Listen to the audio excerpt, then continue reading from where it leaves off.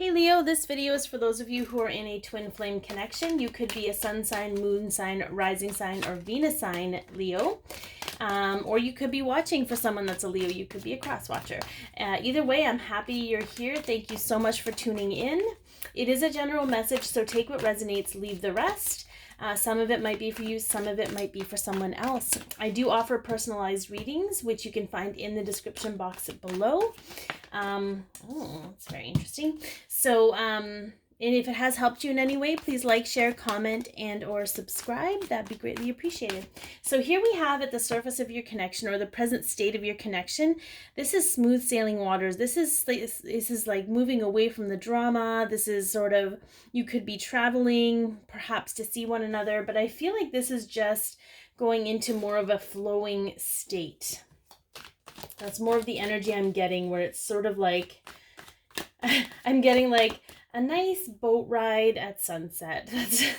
That's what I'm hearing. All right, so what past event has had an effect on your connection? And this could be in, So you've been doing a lot of intrinsic work, Leo. You've been really hunkering down. This came up in the energetic message today for the collective of everyone. But this is about you really getting comfortable in your own skin and your own thoughts and being really aware of you. And, you know, it's chances are your counterpart has been doing this in their own way. And that's allowed for the smoother sailing waters. The bumpy waters come often from other people's opinions and judgments. And when you embrace yourself wholly and you have that awareness around yourself, it's almost like the waves dissipate because they no longer create turbulence for you. So let's take a look at what recent events. So this could be something that has recently happened. This could be something that's going to happen today. It could be happening in the near future, but it is okay. So we have the wheel. So whatever work you guys have been doing, you've been clicking the gears on the wheel, which means, you know, things have been ending and things have been beginning. Okay, you're shifting into a new cycle. You're shifting into a new space, a new concept, a new understanding. And it's all been fated. So I feel like some of you need to hear that certain things happened for a reason. So certain things had to happen in order to make the wheel turn. So some of you might be overanalyzing some of the decisions you've made. But know that the decisions you made brought you into your hermit energy. Like we have a 9 and a 10, okay? So it brought you into this space of awareness, so you can learn more about yourself, and that allowed the wheel to turn. If you hadn't have made those decisions, you may not have gotten here in the way that you did. So it's sort of like, and everything happens for a reason. You know, I'll have people say, you know, should I have done that? I'm like, well, you did that, so yes, you should have. So I feel like if that helps any of you, there might be certain members of this collective that are wondering about that, and that is an answer for you. So let's take a look at what internal influences are affecting your connection. So this could be emotional, this could be ego.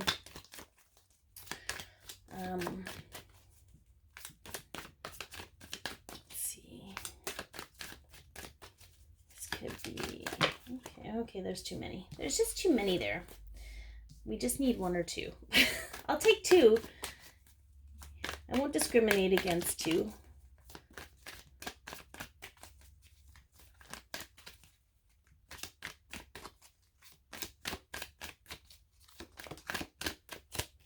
Look at that. We'll take two.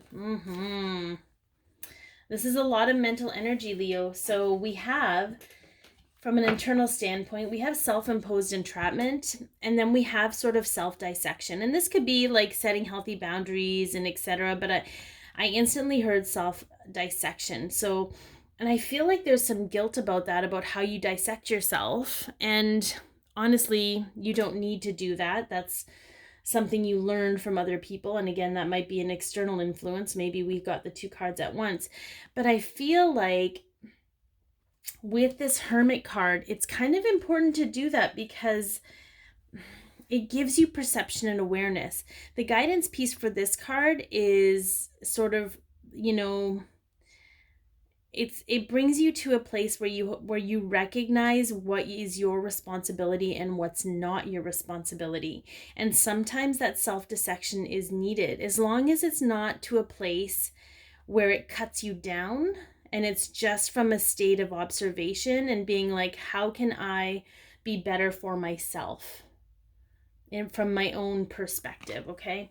So I think there's a lot of really intrinsic, deep energy happening here, Leo, for both of you that are getting you to this place, because I feel like things may not have been as smooth for you, you know, in the recent past.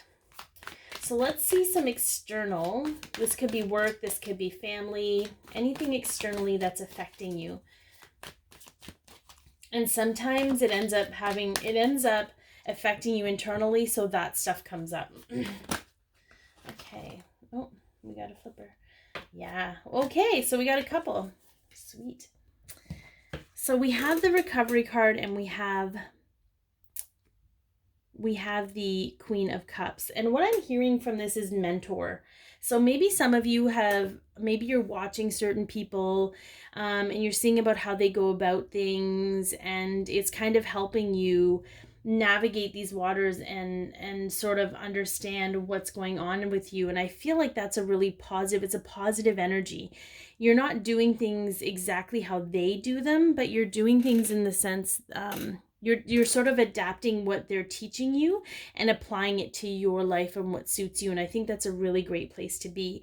It sits you in this place of mental power where you're sort of at the helm of understanding this stuff instead of allowing all of this stuff to control you. So I think that's great. And I feel like this mentor, whoever it is, they're a very warm, loving energy. It's a very open energy, but it's a powerful energy. It's a queen energy, right? So you have respect for this person, but they're also very nurturing. They're just going to do what they want. So it's helping you sort of love and embrace those parts of you without judgment. All right, let's see what fear we need to illuminate in order to heal so that it can no longer affect the perception of who you are. Let's look at what fear needs to be illuminated, Leo.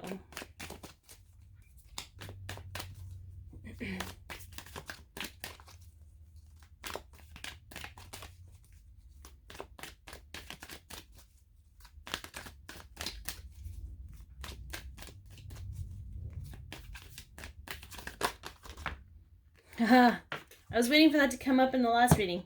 This is the Five of Pentacles. This is abandonment. Okay, so I feel for some of you, you've kind of had that, my throat chakra is crazy. So right now, so maybe some of you are having trouble speaking the truth when it comes to this and acknowledging it. Or maybe you're starting to, and that's why it's clearing physically. So we have the Five of Pentacles is that abandonment, and it is being left out in the cold. But I feel like for some of you, you've bared the brunt of other people's judgment, and the fear here is that it's made you feel like there was something wrong with you. Like it's made you feel like you caused them to behave that way towards you. And understanding how behavior works, you might trigger people, but it is not your fault that they chose to behave in a certain way. And I feel like when you can illuminate that fear, because that fear keeps you in a place of either trying to please people, trying to do and make yourself smaller to make other people feel better, but it's not good for you, it's not good for your soul, it's not good for your health. Or it makes you try and bend over backwards for other people, and that's not really what they need or want from you either, right? Like if you really want to look at the situation, okay, if you really want to look at this, the world doesn't need people pleasers. The world doesn't need people to bend over backwards for them. They need people to stand in their truth and their power, because that is that's the energy the world needs. The world needs people who can be truly who they are and come from that place of unconditional love within themselves. So I feel like if you can kind of tap into that, Leo, and realize that you're not responsible for anyone else's behavior, especially in regards to that, I feel like you'll be golden.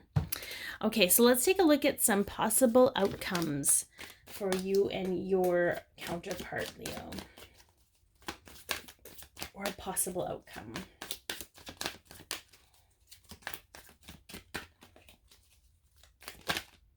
We got a flipper. Oh, yes. I love it. Okay, so we have the Temperance card. This is about balance, self-care, healing, flow.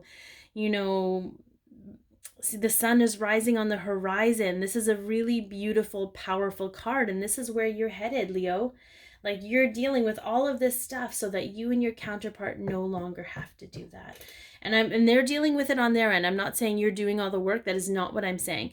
I am saying that the work that the two of you are doing are leading you into this space where you can be comfortable in your own skin and you can feel powerful in your own state, no matter who you're with and no matter what you're doing. And I think that's an amazing energy to step into, because the world needs it. The world needs you to be you. All right, let's see what the Divine Masculine's higher self and the Divine Feminine's higher self have to say to those Leo in a twin flame connection.